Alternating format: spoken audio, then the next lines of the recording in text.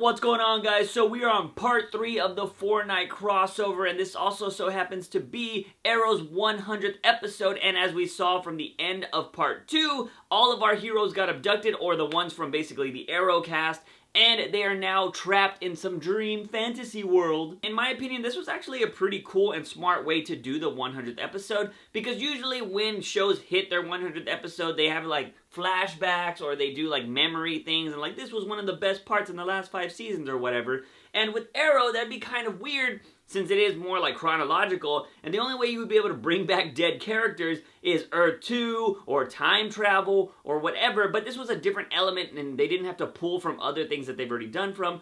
Originally, I don't know if you guys thought about this, but when I saw the leaked photos of Oliver's dad being there, I thought Oliver's dad was going to be the one from Earth 2, and he was going to be Arrow, so I was pleasantly surprised when I found out that John Diggle was Green Arrow in this fantasy world, and I was like, what? The whole episode, much like Arrow this season, was really good. I mean, we all went through season 4 and thought it sucked. Even the producer has regrets. The guy that made Olicity happen has regrets about season 4. So, like, that just shows you how bad season 4 was. But season 5 has really picked up and become one of the better shows on CW again. And, I don't know, this, like I said, this 100th episode was pretty awesome. We got to see them, like, pay homage to the start of the whole series with Oliver running through the woods again like he always does. That's how the show started, and season 4 started that same way, but it was cool paying homage there. We got to see Laurel come back, although I'm not a fan of her. Actually, I don't mind her so much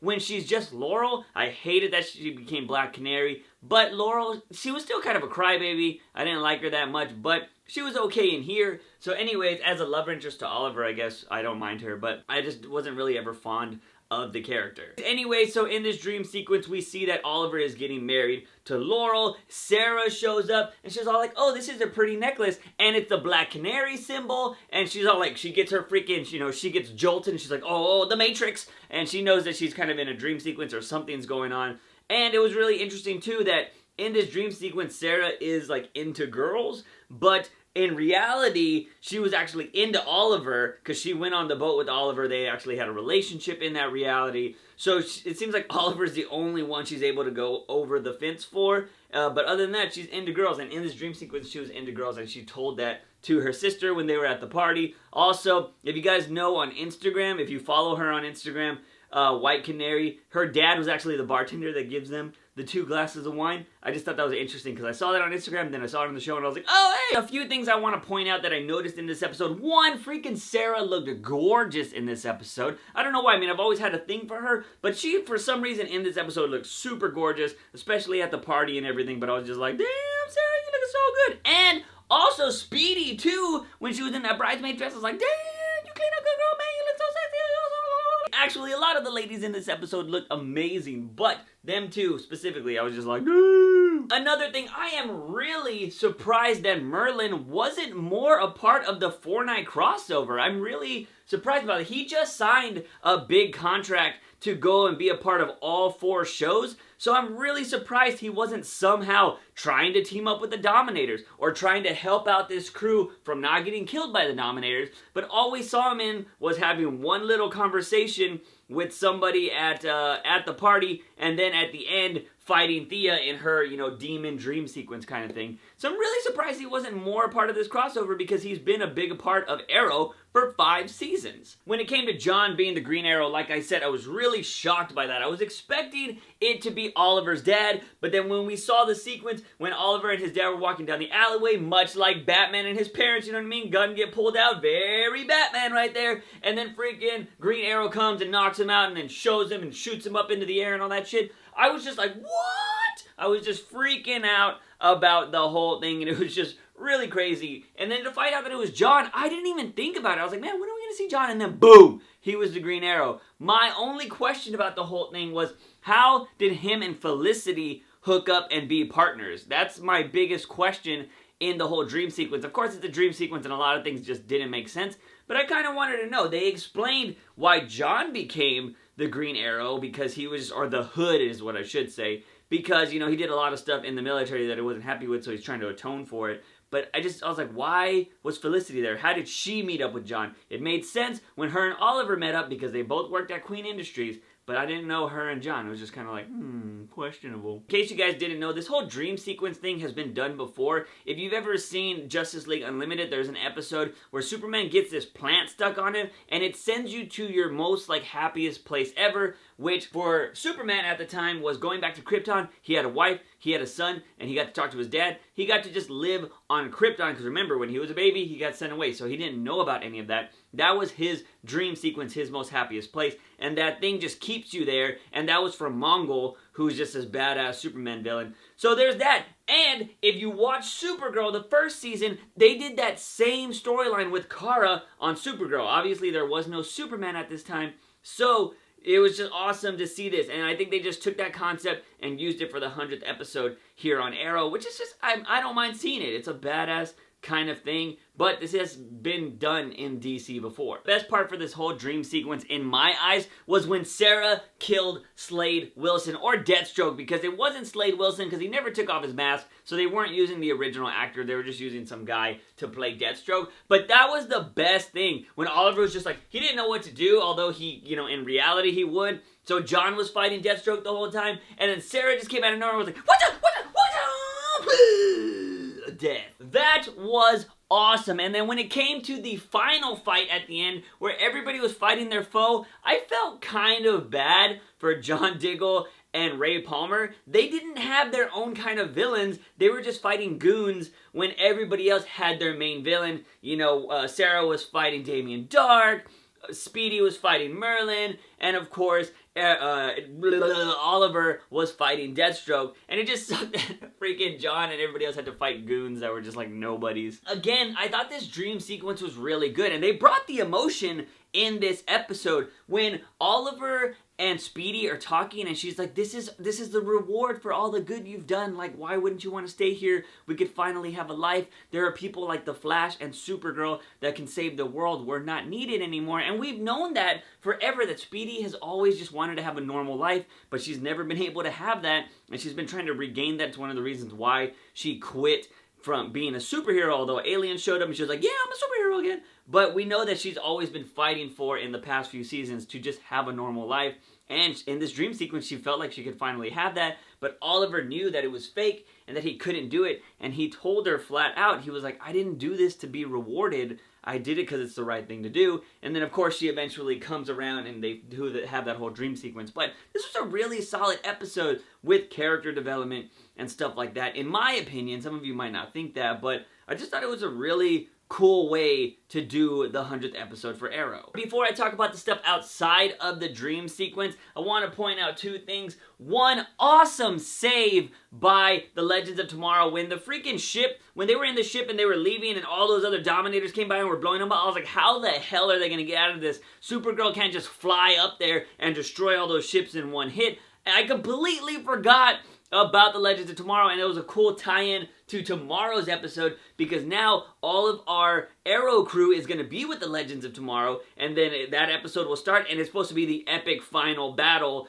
in Legends of Tomorrow tonight, and I just can't wait to see that now, and I just thought it was awesome and a super awesome save. I love the way they're tying these episodes together, and I'm hoping next year, when they've already met, they all know that they're badass crews, Supergirl will have a full episode of crossover, and it can just be this whole thing that ties together, and it'll be a stronger monster next year, and I can't wait already. The biggest thing I want to point out about the freaking reality mind-bendingness hologrammy thing is that who did we not see in this episode? We didn't see Tommy Merlin. Now, I know some of you will be like, Juice, if you paid attention at the end, he was a hologram. I know he was a hologram at the end, but he was such a big part of the show. He literally made Ollie changed the way he became a superhero, so he was a big part of this show. Why wouldn't they show him? One, maybe the actor didn't want to be a part of it, but I highly doubt that.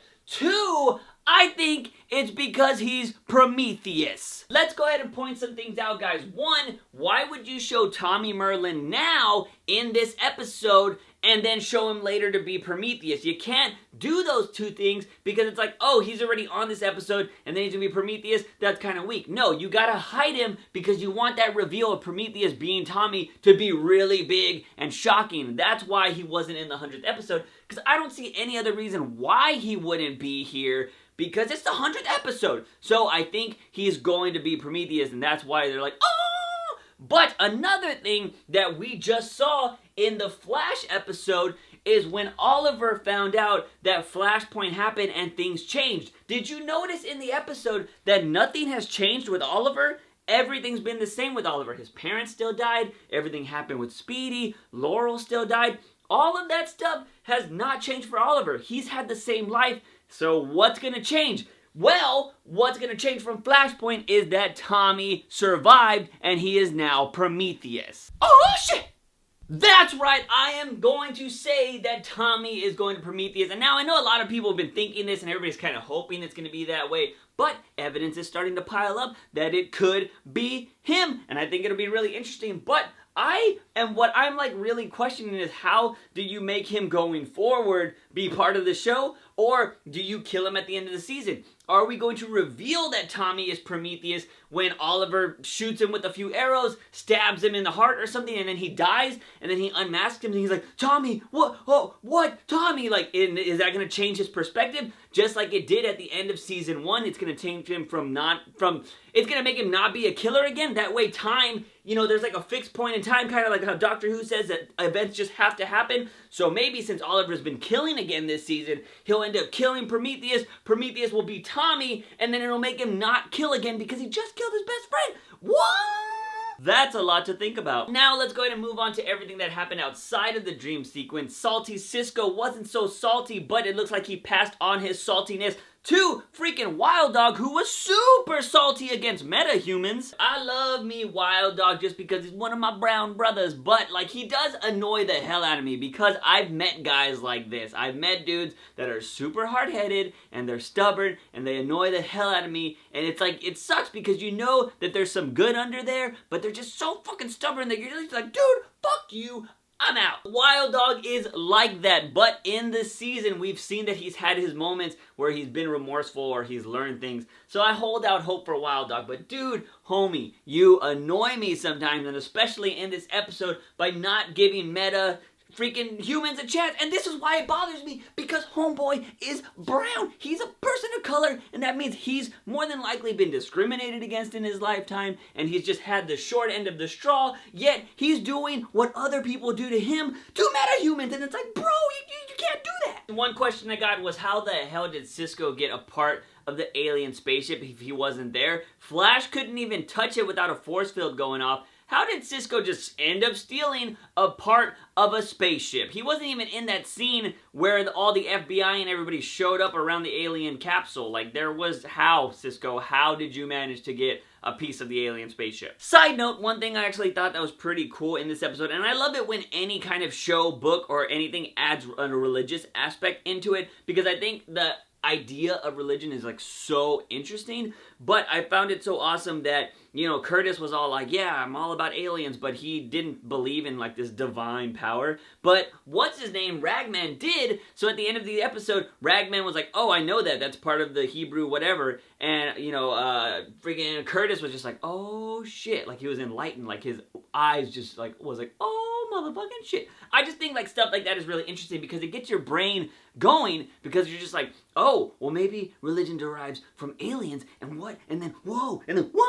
Like, it's pretty interesting when shows do that kind of stuff. I just think it's an added element to just, open up your brain and make you think about other things. Probably one of my favorite parts, if not my favorite part of this episode, was just Supergirl and Flash, because they are very, like, happy-go-lucky characters. They're not always depressed, although their shows kind of make them seem like they have to be that way. Not so much Supergirl. She always seems pretty bubbly. but I just love them together, and that's why I don't mind them crossing over so much, because I don't mind the happy-go-lucky episodes every once in a while. But in this episode, they were so awesome together. Like, I loved that when every time she just shows up, I get a smile on my face because I just love Supergirl. But when they freaking did the tag team move against Cyberwoman, I was all about that. Like, Flash came in and he was like, and he was like, combo breaker. And then he tagged in Supergirl, and she held Cyberwoman, and she punched the hell out of her, and then freaking Flash turboed over there. It was like, boom! And he freaking Flash punched her. Like, that was an awesome team-up move, and I want to see more. That is a superhero team-up, and I can't